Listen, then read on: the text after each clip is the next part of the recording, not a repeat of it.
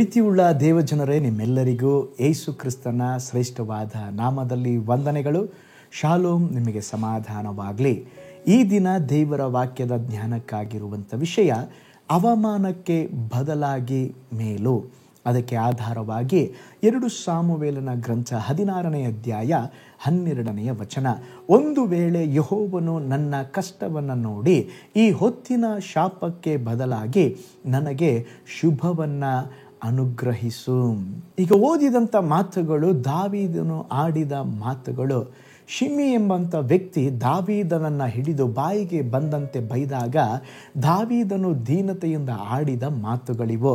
ಅವಮಾನವನ್ನು ಸಹಿಸಿಕೊಳ್ಳುವ ಕೃಪೆಯನ್ನು ದೇವರೇ ನನಗೆ ದಯಪಾಲಿಸು ಎಂಬುದಾಗಿ ಆತನು ದೇವರನ್ನು ಸ್ತೋತ್ರ ದೃಷ್ಟಿಸಿದ. ಅದು ಮಾತ್ರವಲ್ಲ, ದೇವರು ಈ ಪರಿಸ್ಥಿತಿಗಳನ್ನು ಮಾರ್ಪಡಿಸುತ್ತಾನೆಂಬುದಾಗಿ ಅವನು ತಿಳಿದುಕೊಂಡ. ಅವನ ಜೀವಿತದಲ್ಲಿ ಎಲ್ಲೆಲ್ಲಿ ಮಾನ ಮರ್ಯಾದೆಗಳನ್ನು ಕಳೆದುಕೊಂಡನೋ ತಿರುಗಿ ದೇವರು ಸ್ತೋತ್ರ ದಾವೀದನನ್ನು ಅರಸನಾಗಿ ಅಭಿಷೇಕಿಸಿ ಅವನಿಗೆ ಒಂದು ಸನ್ಮಾನವನ್ನು, ಒಂದು ಮೇಲನ್ನು ಕೊಟ್ಟರು. ಆದರೆ ಶಿಮ್ಮಿಯ ಗತಿ ಏನಾಯಿತೆಂಬುದಾಗಿ ನೋಡುವುದಾದರೆ ಅವಮಾನದಿಂದ ಅವನು ತಲೆಬಾಗಿಸಿಕೊಂಡನು, ಅವನ ಜೀವಿತವನ್ನು ನಷ್ಟಪಡಿಸಿಕೊಂಡನು. ನೋಡ್ರಿ, ಆದರೆ ದಾವೀದನನ್ನು ದೇವರು ಮಾನಿಸಿ ಶತ್ರುಗಳಿಂದ ತಪ್ಪಿಸಿ ಮೇಲುಗಳಿಂದ ಅವನನ್ನು ತೃಪ್ತಿಗೊಳಿಸಿದರು. ಪ್ರೀತಿಯುಳ್ಳ ದೇವಜನರೇ, ನಿಮ್ಮ ಜೀವಿತದಲ್ಲಿ ಅವಮಾನಕ್ಕೆ ಬದಲಾಗಿ ದೇವರು ಸನ್ಮಾನವನ್ನು ಕೊಡುವ ದೇವರಾಗಿದ್ದಾರೆ. ಅವಮಾನಕ್ಕೆ ಬದಲಾಗಿ ನಿಮಗೆ ಮೇಲನ್ನು ದೇವರು ಕೊಡುವರು. ಒಂದು ಸಾರಿ ಒಬ್ಬ ದಂಪತಿಗಳಿದ್ದರು. ಅವರು ದೇವರ ಮೇಲೆ ಭಯಭಕ್ತಿಯಿಂದ ಜೀವಿಸುತ್ತಾ ಇದ್ದರು. ಆದರೆ ಅವಾಗವಾಗ ಅವರಿಗೆ ಕೊರತೆಗಳು ಉಂಟಾಗುತ್ತಾ ಇದ್ದವು. ಅವರ ಬಂಧುಗಳು ಅವರನ್ನು ನೋಡಿ ಸ್ತೋತ್ರ ಅವರನ್ನು ಹೀಯಾಳಿಸಿ ಮಾತನಾಡುತ್ತಾ ಇದ್ದರು, ಪರಿಹಾಸ್ಯ ಮಾಡುತ್ತಾ ಇದ್ದರು.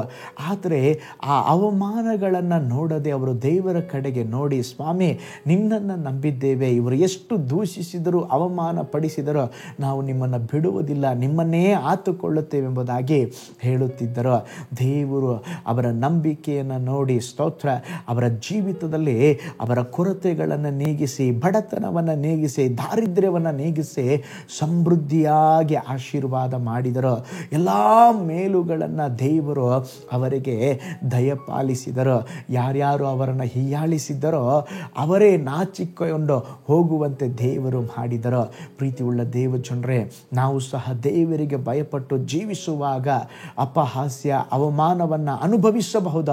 ಆದರೆ ಕರ್ತನನ್ನು ಆತುಕೊಂಡು ಜೀವಿಸುವಾಗ ದೇವರು ನಮ್ಮನ್ನು ಬಿಟ್ಟು ಬಿಡದೆ ಎಲ್ಲಿ ಅವಮಾನವಾಗಿದೆಯೋ ಅದೇ ಸ್ಥಳದಲ್ಲಿ ತಲೆ ಎತ್ತಿ ನಡೆಯುವಂತೆ ಸನ್ಮಾನವನ್ನು ಕೊಡುತ್ತಾರೆ.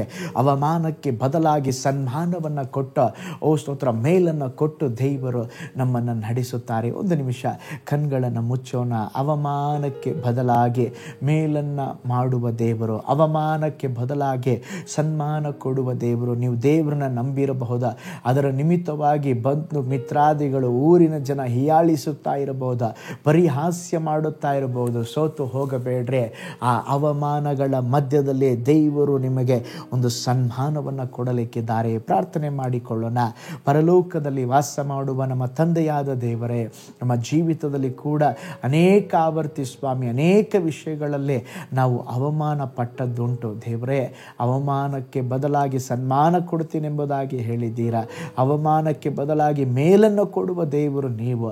ಅಪ್ಪ, ಈ ವಿಡಿಯೋನ ವಾಚ್ ಮಾಡ್ತಾ ಇರುವ ಪ್ರತಿಯೊಬ್ಬರ ಜೀವಿತದಲ್ಲಿ ಯಾರಾದರೂ ಇದೇ ಪರಿಸ್ಥಿತಿಯಲ್ಲಿ ಹಾದು ಹೋಗುತ್ತಿರುವುದಾದರೆ ಅವರ ಸಂಗತಿಗಳು ಬದಲಾಗಲಿ, ಅವರ ಜೀವಿತದಲ್ಲಿ ಒಂದು ಸನ್ಮಾನ ಉಂಟಾಗಲಿ ಎಂಬುದಾಗಿ ಪ್ರಾರ್ಥಿಸ್ತೇವೆ. ನಿನ್ನ ನಾಮದಲ್ಲಿ ಬ್ಲೆಸ್ ಮಾಡ್ರಿ, ಯೇಸುವಿನ ಹೆಸರಿನಲ್ಲಿ ತಂದೆಯೇ, ಆಮೇನ್ ಆಮೇನ್. ಪ್ರೀತಿಯುಳ್ಳ ದೇವಜನರೇ, ಅವಮಾನದಲ್ಲಿ ಹೋಗುತ್ತಾ ಇದ್ದೀರಾ, ಅಪಹಾಸ್ಯದಲ್ಲಿ ಹೋಗುತ್ತಾ ಇದ್ದೀರಾ, ನಿಂದೆಗೊಳಗಾಗಿ ಹೋಗುತ್ತಾ ಇದ್ದೀರಾ, ಸೋತು ಹೋಗಬೇಡ್ರಿ. ದೇವರು ನಿಮ್ಮನ್ನು ಮಾನಿಸಲಿಕ್ಕಿದ್ದಾರೆ. ದೇವರು ನಿಮ್ಮನ್ನು, ನಿಮ್ಮ ಕುಟುಂಬವನ್ನು ಬ್ಲೆಸ್ ಮಾಡಲಿ. ನಾಳೆ ಮತ್ತೊಂದು ದೈನಂದಿನ ಧ್ಯಾನದಲ್ಲಿ ನಾನು ನಿಮ್ಮನ್ನು ಸಂಧಿಸ್ತೇನೆ. ನಾನು ನಿಮ್ಮ ಪ್ರೀತಿಯ ಸಹೋದರ pastor Paul Joy. God bless you all.